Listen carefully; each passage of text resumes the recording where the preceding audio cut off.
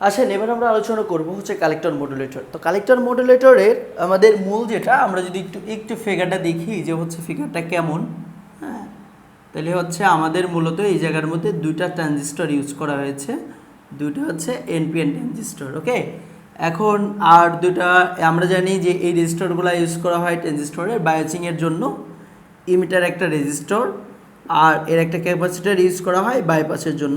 তো এই ধরনের কী জিনিস ইউজ করা আমরা যদিও অবভিয়াসলি শিখবো এটা, যে হচ্ছে কোন জায়গার ক্ষেত্রে কোনটা আমরা ইউজ করতেছি বা হচ্ছে কেন কোন জিনিসটা ইউজ করব। ওকে, আমরা এগুলো নিয়ে ব্রড আলোচনা করব। তো আমাদের বলেছি যে দুইটা যেহেতু ট্রানজিস্টর ইউজ করা হয়, এ হচ্ছে আমাদের দুইটা ট্রানজিস্টর। ওকে, এটা যদি আমরা নিই,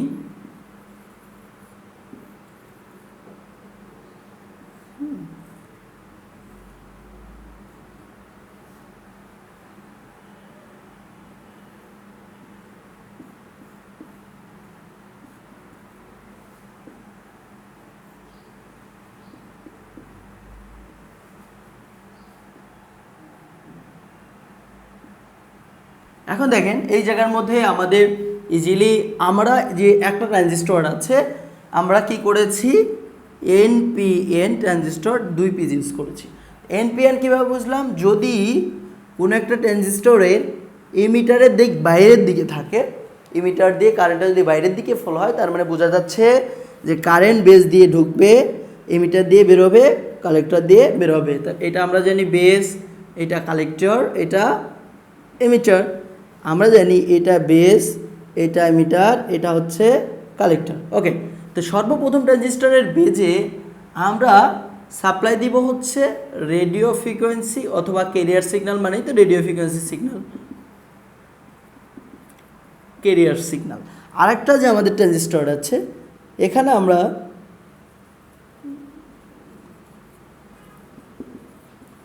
সাপ্লাই দিব হচ্ছে মেসেজ সিগন্যাল। এখন আসেন আমরা দুটা ট্রান্সফর্মার ইউজ করেছি, এটা T1 ধরলাম, এটা আমাদের সেই T2। এখন দেখেন আমরা এই জায়গার মধ্যে R1 আর R2, R1 আর R2 কি, এই ট্রানজিস্টরকে বায়াসিং করার জন্য R1 এবং R2 আমরা নিয়েছি।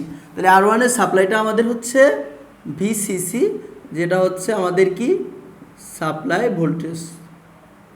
ওকে, ভিসিসি হচ্ছে আমাদের সাপ্লাই ভোল্টেজ। সর্বপ্রথম আমরা যে ক্যাপাসিটার দিয়েছি এটার নাম দিলাম C1।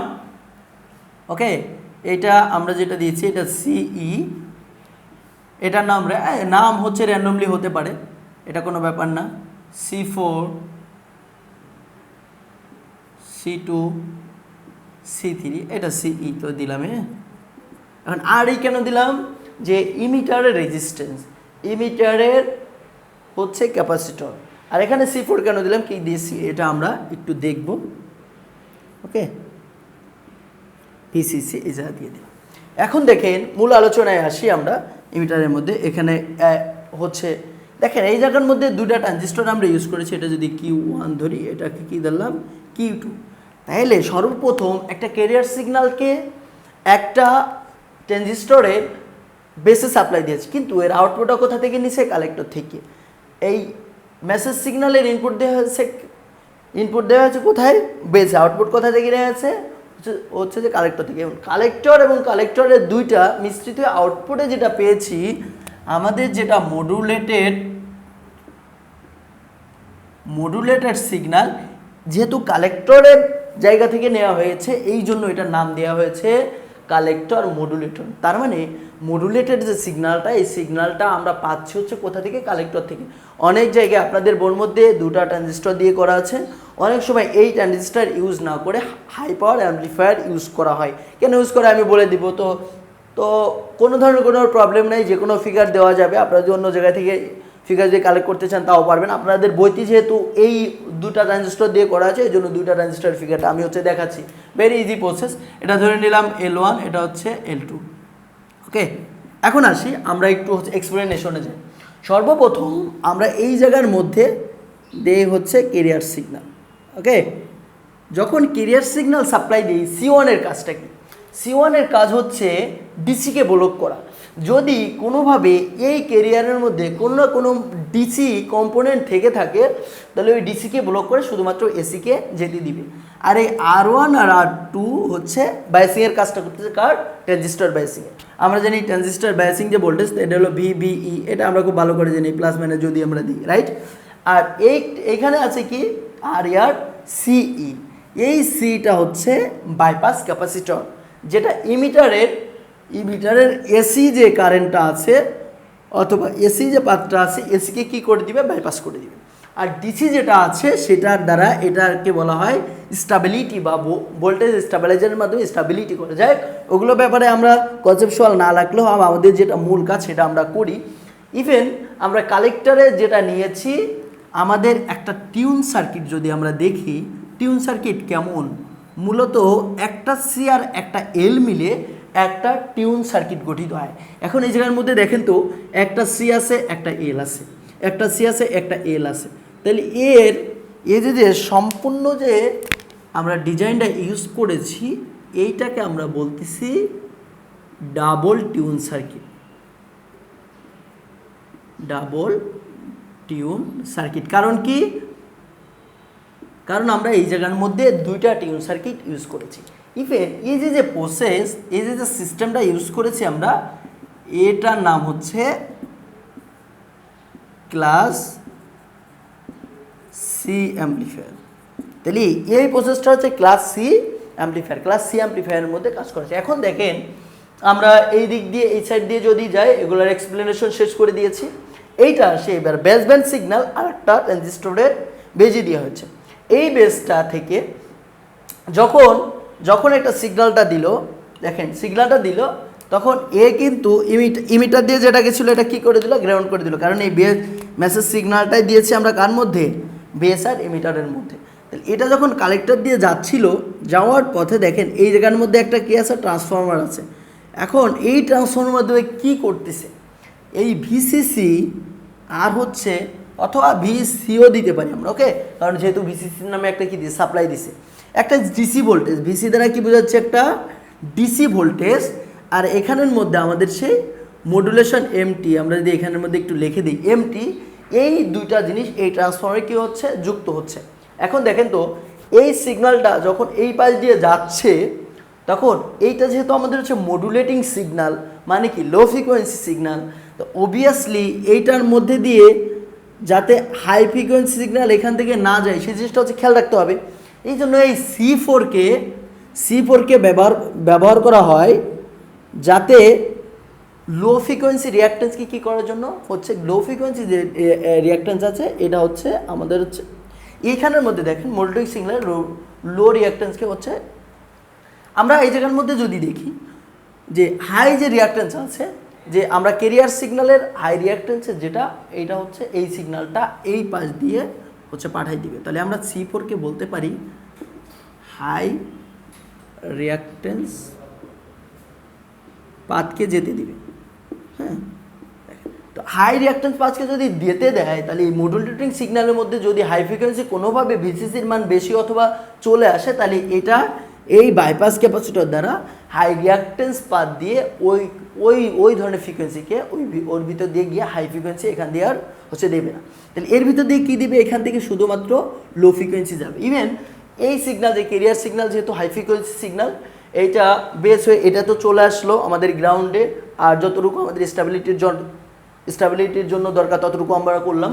ইভেন কালেক্টর দিয়ে যেটা টিউন করবে, টিউন করার পরে আমাদের এই ফ্রিকোয়েন্সি সিগন্যালটা যাতে আমাদের এই মডুলেটিং ট্রান্সফর্মার আছে এর ভিতরে মিশ্রিত না হয়, এই জন্য C4-এর মাধ্যমে ওই ফ্রিকোয়েন্সি যদি কিছু আসে তাহলে এর ভিতর দিয়ে বাইপাস করে দিবে। এই জন্য আমাদের উপর থেকে কোনো হাই ফ্রিকোয়েন্সি সিগন্যাল C4-এর মধ্যে দিয়ে করে দিবে। তাহলে এই C4টা দুটা কাজে ইউজ হচ্ছে। এক নম্বর হচ্ছে হাই ফ্রিকোয়েন্সি সিগন্যালকে ব্লক করতেছে, দ্বিতীয় নম্বর হলো এই C4 যে লো ফ্রিকোয়েন্সি রিঅ্যাকট্যান্সকে কী দিচ্ছে? হচ্ছে কমাই দিচ্ছে। যখন কমাই দিচ্ছে তখন এর ভিতর দিয়ে ইজিলি বা এর ভিতর দিয়ে এটার ভিতর দিয়ে যদি লোটা না যায় তাহলে লোটা উপরের দিকে চলে যাচ্ছে। এখন যখন যাচ্ছে, ইভেন আমরা যখন ক্লাস সি অ্যাম্পলিফায়ার দেখি, যে ক্লাস সি অ্যাম্পলিফায়ার এর একটা ক্রাইটেরিয়া হচ্ছে এর যে আউটপুটটা শুধু আমরা অর্ধেক করে পাই। দেখেন আমরা যে আমাদের যদি ক্যারিয়ার সিগন্যালের আউটপুটটা আমরা একটু দেখি,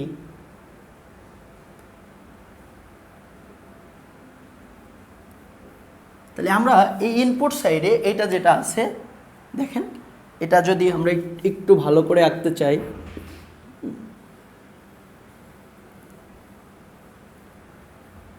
এটা যদি হয় আমরা নেগেটিভ পোর্শনটা পাবো না, শুধুমাত্র কি আমরা আউটপুটে হচ্ছে পজিটিভ পোর্শনটা পাবো। ক্লাস সি অ্যাম্পলিফায়ারের এইটা হচ্ছে ওর বৈশিষ্ট্য যে ক্লাস সি অ্যাম্পলিফায়ারের মাধ্যমে যখন আমরা অ্যাম্পলিফিকেশন করব তখন একটা হাই ফ্রিকোয়েন্সি সিগন্যালের শুধু পজিটিভ সাইডগুলো পাওয়া যাবে। এখন দেখেন যখন আপনি এই ক্লাস সি অ্যাম্পলিফায়ারের এই জায়গার মধ্যে শুধুমাত্র পজিটিভগুলো আপনি পাইলেন, হ্যাঁ, হাই ফ্রিকোয়েন্সি তখন পজিটিভটা পাইলেন, আর যখন লো ফ্রিকোয়েন্সি সিগন্যাল T1 মাধ্যমে এই টিউন সার্কিটে গেল L1 এবং C1, এই L1 এবং C1 মধ্যে এখন যদি আমরা একটু ফিগারগুলো দেখতে চাই যে আমাদের কী ধরনের ঘটনা ঘটতেছে, তাহলে খুব ভালো করে আমরা এই জায়গার মধ্যে বুঝতে পারবো এই জায়গার মধ্যে কী ঘটনা ঘটতেছে। দেখেন সর্বপ্রথম আমাদের এইটা যদি একটা মেসেজ সিগন্যাল হয়, এইটা যদি আমরা যদি এটাকে ক্যারিয়ার সিগন্যাল হিসেবে ধরি, এটা যদি ক্যারিয়ার হয়, আমরা এরপরে কি নিয়েছি, একটা ভিসি নিয়েছি, যেটা মানে কি একটা ডিসি ভ্যালু। তো ডিসি ভ্যালু নেওয়ার পরে আমরা কি পাচ্ছি, এটা যদি আমাদের ভিসি হয়, এটা যদি আমাদের সেই ক্যারিয়ার হয়, এটা মডুলেটিং এমটি, এটা ক্যারিয়ারের সিটি, এটা ভিসি হইলে এখন দেখেন এই ভিসি এই যার মধ্যে কি অ্যাড হচ্ছিল, এমটি আর হচ্ছে ভিসিটা অ্যাড হচ্ছিল। তার মানে এটা যদি আমাদের ভিসি লাইনটা হয় এরকম যাবে, মানে এই ভিসি দ্বারা এই সিগন্যালকে উপরের দিকে তুলে দিবে। ভিসিটা যদি আমি বাড়িয়ে দিই এটা কী করতে হবে, তুলে দিবে। এখন সর্বনিম্ন রাখা হয় যে এটা এর সাথে যদি লেগে যায় তাহলে এর নাম কি 100% মডুলেশন করবে। এখন দেখেন এই জিনিসটা কোথায় পাইলাম, যে আমরা ভিসি আর এটা মিক্স করার পরে এখন এইটার সাথে যদি অর্ধেক কেরিয়ারকে যুক্ত করি, তাহলে দেখেন কেরিয়ারের অর্ধেক মানে কি, এরকম এরকম এরকম। এখন যেহেতু আমরা এই টিউন, তাহলে একটা সার্কিট দ্বারা কি করলো, টিউন করলো অর্ধেক, তাই না ভাই? একটা দিয়ে যখন অর্ধেক টিউন করতেছে আর একটা সার্কিট দ্বারা বাকি অর্ধেক আমাদের হচ্ছে টিউন করে দিবে। তাহলে বাকি অর্ধেক যদি আমরা টিউন করতে চাই, তাহলে এই নেগেটিভ হাফের জন্য আমরা ওই মানটা পেয়ে যাব। যখন নেগেটিভের জন্য ওই মানটা পেয়ে যাব, this is a required amplitude modulation signal, তখন এই লোডে বা RL এর আড়াআড়ি রেডিও ফ্রিকোয়েন্সি অ্যাম্পলিটিউড মডুলেশন ওয়েভটা পাওয়া যাবে। তো এর ইফিসিয়েন্সি আমাদের বেসব্যান্ড মডুলেশন যখন আমরা করব বা অন্যান্য মডুলেশন করব, আমরা জানি যে এই ক্যারিয়ার সি অ্যাম্পলিফায়ারের ইফিসিয়েন্সি 95%। 95% মানে কি, আউটপুটে যা দিব এর 95%, ইনপুটে যা দিব এর আউটপুটে 95% হচ্ছে পাওয়া যাবে। আশা করি আপনারা কালেক্টর মডুলেটরটা হচ্ছে কেমন বা হচ্ছে এর বর্ণনাটা কীভাবে দিবেন এটা খুব ভালোভাবে বুঝতে পেরেছেন। ঠিক আছে, ধন্যবাদ সবাইকে।